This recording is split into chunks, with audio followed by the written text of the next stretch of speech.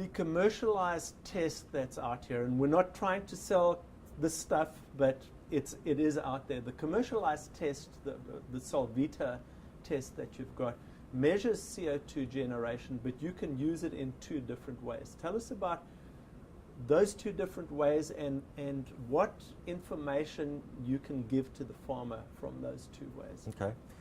The burst test is the lab test. So if you send a sample to a lab, that's the test they're going to do on it. Okay.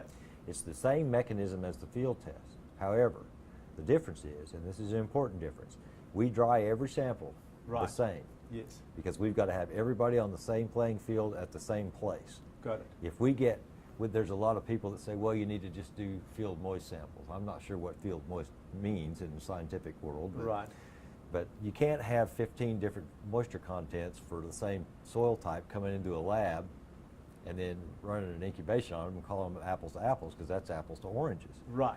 The burst test is important because the microbes shut down when water goes away. They don't do anything. And you're drying 24 hours at 50 degrees? 50 C, yep. Okay, 50 degrees C. 50 degrees C. So this is not sort of putting them in a furnace, but this is really good, like you would find in the field. Okay. Well, it's a little more, but not much. In the summertime, our soils here see over 50 degrees C. Yeah. Okay. And so it's not an unrealistic thing. Got it. Now, soil from Maine, that's pushing it a little bit. But the point is, and I've written papers on this, that you can get too aggressive with the drying, and not aggressive enough. Right. Because we still got to analyze other things besides Solvita. The soil testing labs have to have protocols, and they dry everything that comes in anyway. So to run everything else, so we can't have one method different. Correct. Yes. Yeah. So now the field test is good for comparing. That's your basal soil respiration. That's where the microbes are at right now. Yes. And that's good for comparing treatments in a field.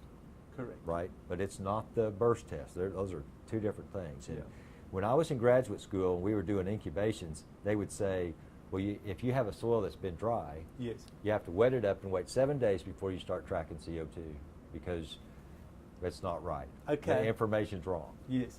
Well, we started tracking it, of course, after 24 hours every day. And we saw that burst. Saw it over and over. Well, by 7 days, the game's over. Yes.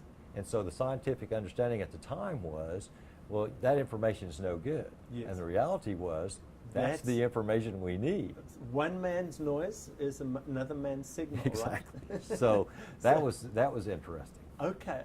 Now you mentioned you cited an article that was written maybe 40 or 50 years ago that you got this idea from, or where when soils were dried and then re-wetted, they were more fertile than the soil. So tell us about that particular work. And that work was done in Russia. Yes. The Russians were ahead of us in soil biology in the 40s and 50s and 60s. I mean, they were really pushing the envelope. Yes. And a lot of the things that I read in graduate school was from their stuff. Yes. And, I mean, I cited stuff in my master's thesis and my PhD thesis back 1910, 1920. Yes. They knew about this. Yes. But nobody really followed up on it. And this is important, we didn't have the technology back then that we do now. Right. In the last 10 years, the technology's come to the point where we can now access these things with these machines, the Solvita method.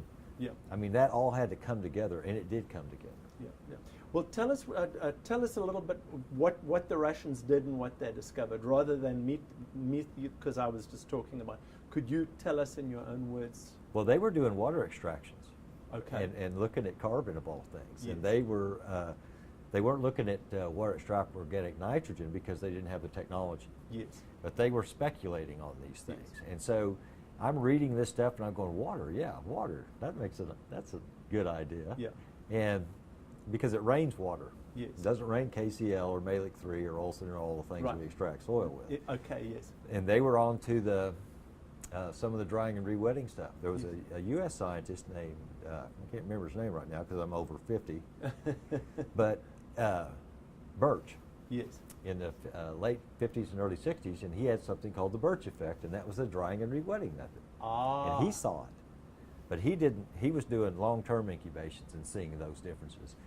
And he didn't have an application for it. He knew it was real. He knew it happened, but he didn't, at the time, wasn't able to pull that together. The technology wasn't there. So, okay. So this is not something that we just made up overnight. This has been around a long time.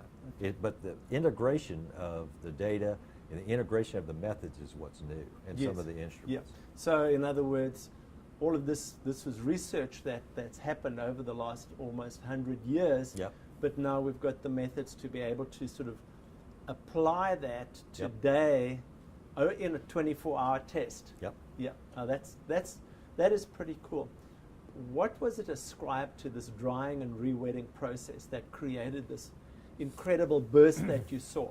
Well, the other thing I guess I should point out is even when I was prior to my academic career, yes, when I was farming, I studied nature. I always noticed the ditches look more. The grass in the ditches look better than the pastures, you know. Yeah, yeah. And you know, you're observing these things over Yes. time, and so I became a big fan of how nature does things. Yes. And so my entire research program has been modeled on how does nature do it? Okay. Can we mimic it in the lab? Okay. To the best of our ability within the limitations of a lab setting. Yes. And so all the methods we developed have been trying to mimic nature in the lab. Yes. And that was an important thing. Okay. Nitrate nitrogen is universally accepted as nitrogen in the soil, right?